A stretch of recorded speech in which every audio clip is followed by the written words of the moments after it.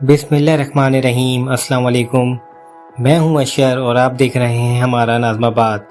Video शुरू करने से पहले दिल से आप सबका शुक्रिया अदा करना चाहता हूं। आप लोगों ने हमारे परफ्यूम नाज़माबाद फाउंडर्स बैच को जिस तरह पसंद किया, उसका रिस्पांस देखकर बहुत खुशी हुई। अगर आप भी इस फ्रेगरेंस को ट्राई करना चाहते हैं तो डिटेल्स डिस्क्रिप्शन में मौजूद हैं।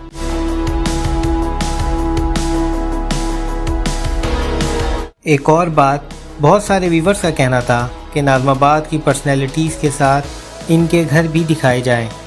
हमने इस पर काफ़ी काम किया, लेकिन अफसोस की बात यह है कि नाज़माबाद में बेहंगम तामीरात और तब्दीलियों की वजह से पुरानी लोकेशंस को आइडेंटिफाई करना काफ़ी मुश्किल हो चुका है।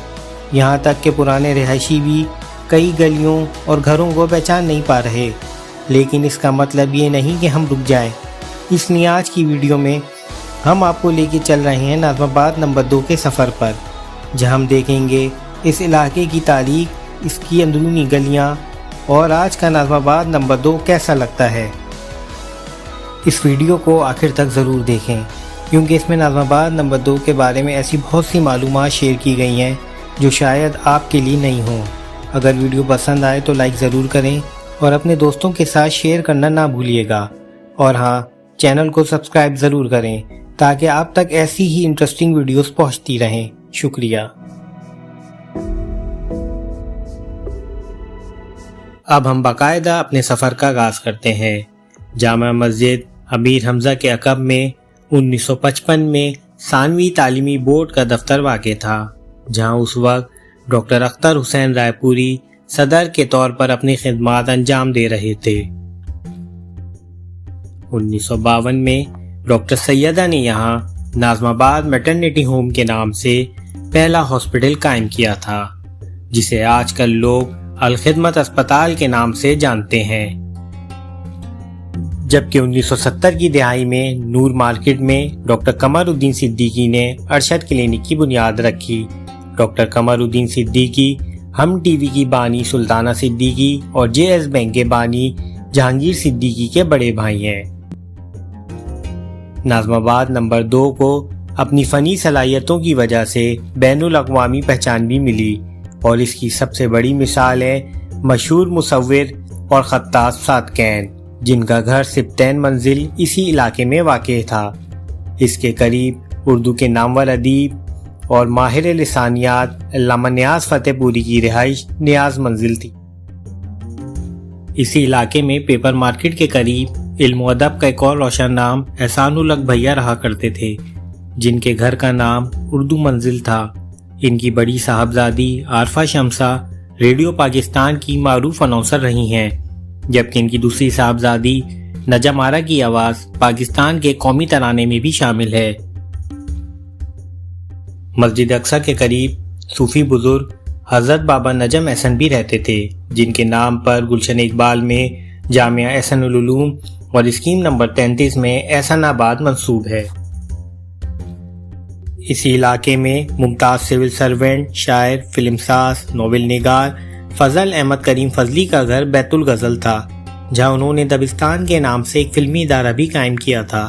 इनकी फिल्म चिराग जलता रहा का इफ्तिताह निशात सिनेमा में मादरे मिल्लत मोहतरमा फातिमा अली जिन्ना ने किया था। इस फिल्म की खास बात यह थी कि इस फिल्म में मरकजी किरदार अदा करने वाली अदाकारा शाहीन और अदाकार आरिफ का ताल्लुक भी नाज़माबाद से ही था। इसी इलाके में फिल्म स्टार संगीता और कविता अपने वालिद फिल्मसाज सैयद तैयब रिजवी और वालदा अदाकारा महताब बानो के हमरा रहा करती थी। नाज़माबाद में क़याम के दौरान अदाकारा महताब रिजवी ने कई पाकिस्तानी फिल्मों में काम किया। 1970 में नाज़माबाद नंबर 2 में मंगी इंडस्ट्रियल होम आफ्ताब मंगी ने कायम किया था। फिल्म स्टार जावेद शेख की पहली शादी आफ्ताब मंगी की साहबजादी और उस दौर की टेलीविज़न की मौविन अदाकारा जीनत मंगी से हुई थी। अदब की दुनिया में भी इलाका किसी से कम नहीं रहा।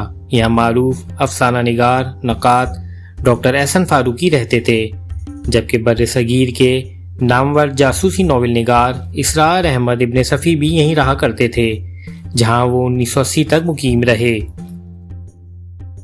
مسجد اقصی کے سامنے اردو زبان کے معروف مصنف، ناول نگار، ڈرامہ نویس، مترجم اور افسانہ نگار خلیق الزما خان عرف کیسی رامپوری کا مکان تھا۔ انہوں نے گھر کو قلم رو کا نام دیا تھا۔ وہ بر صغیر کے ممتاز صاحب اسلوب ادیب، تذکرہ نگار سید محمد ارتضیٰ ملا واحدی دہلوی کے داماد تھے۔ ان کے گھر کے نزدیک مسلم لیگی رہنما نعمت اللہ خان کی رہائش گاہ تھی۔ وہ Pakistan Muslim League Chaudhry Khaliq Uzzaman group trans Lyari zone کے صدر تھے۔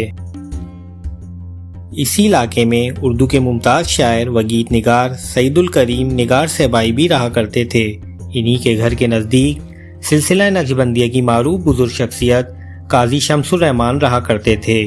یہاں ممتاز صحافی شاعر عبد المجید خان کی بھی رہائش گاہ تھی۔ قیام پاکستان کے بعد عبد المجید خان نے کراچی سے نئی آواز کے نام سے ایک اخبار نکالا تھا۔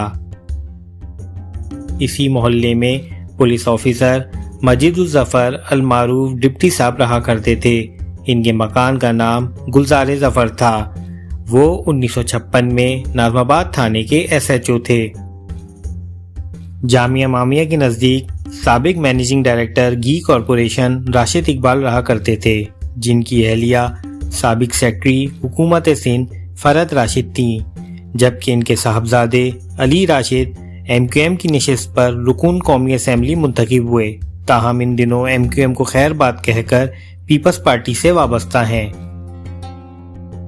ناظم آباد نمبر 2 میں کینیڈا میں مقیم معروف پاکستانی کالم نگار مصنف طارق فتح کی رہائش گاہ تھی۔ طارق فتح 1980 کے اوائل میں کینیڈا چلے گئے تھے، جبکہ ان کی اہلیہ نرگس ٹپال ملک کے ایک بڑے بزنس مین کی صاحبزادی ہیں۔ اسی علاقے سے متحدہ قومی موومنٹ کے سابق ممبر قومی اسمبلی حیدر عباس رضوی اور سابق ممبر صوبائی اسمبلی ریحان ظفر کا بھی تعلق رہا ہے۔ 1958 میں یہاں معروف سوسکواں امام باندی عرف کجن بیگم اور ان کی صاحبزادی بین الاقوامی شہرت یافتہ گلوکارہ مہناز بیگم بھی رہا کرتی تھیں۔ یہاں متحدہ قومی موومنٹ کے اولین سیکرٹری اطلاعات و وفاقی وزیر انفارمیشن ٹیکنالوجی سید امین الحق رہا کرتے تھے۔ 1980 کی دہائی میں ہور مارکیٹ کے نیچے الہ آباد کے ایک پیر جی کی پان شاپ ہوا کرتی تھی، جو آج بھی ان کے پوتے چلاتے ہیں۔ رحمت ہوٹل کے نزدیک فلیٹ کے نیچے محمد پان شاپ کافی مشہور تھی۔ ہور مارکیٹ میں ایک بلڈر حسنین بھائی رہا کرتے تھے، جن کے گھر پر ورائٹی پروگرام اور گانے کی محافل سجا کرتی تھیں۔ ان محافل میں مہدی حسن، مسعود رانا، احمد رشدی کے علاوہ معروف مزاحیہ اداکار لہری، معین اختر اور عمر شریف آیا کرتے تھے۔ عظیم مارکیٹ میں ناظم آباد نمبر 2 کی معروف واشنگ فیکٹری براڈ وے تھی، جس کے مالک رضوی صاحب کا تعلق امروہہ سے تھا۔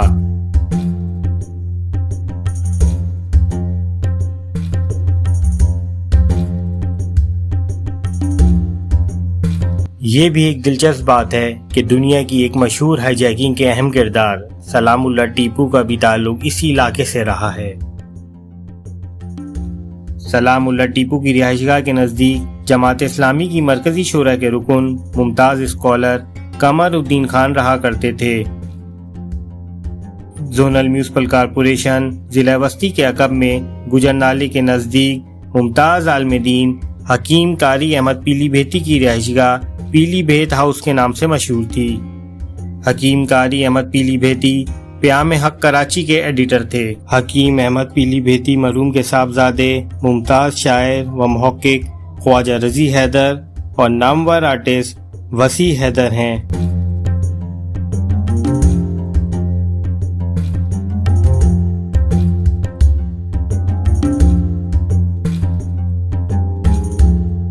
ناظم آباد نمبر 2 کی پہچان غالب لائبریری ہے۔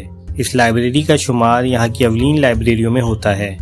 غالب لائبریری کو ترقی پسند شاعر فیض احمد فیض اور مرزا ظفر الحسن کی سرپرستی میں 27 دسمبر 1970 کو مرزا اسد اللہ خان غالب کے 173ویں یوم پیدائش کے موقع پر ادارہ یادگار غالب کے زیر انتظام حبیب بینک کے مالی تعاون سے قائم کیا گیا تھا۔ اس موقع پہ ملک کے ممتاز مصور صادقین نقوی کی ان تصاویر کی بھی نمائش کی گئی تھی جو انہوں نے غالب کے اشعار سے متاثر ہو کر تیار کی تھی۔ ناظم آباد نمبر 2 میں کراچی یونیورسٹی کی شعبہ تاریخ اسلام کی خاتون پروفیسر نگار سجاد ظہیر کے والد ڈاکٹر افتخار احمد کی رہائش گاہ تھی۔